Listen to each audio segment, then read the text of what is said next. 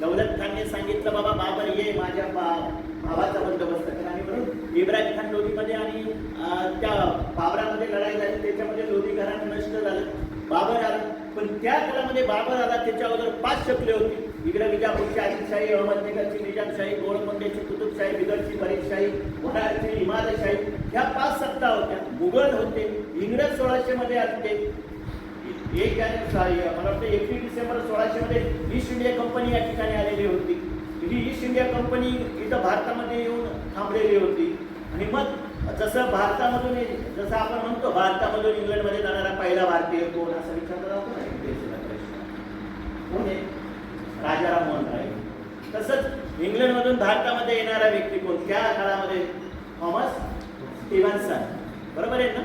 Thomas स्टीव्हन्सन हा भारतामध्ये इंग्लंडमधून येणारा पहिला भारतीय. त्यानं सांगितलं का बाबा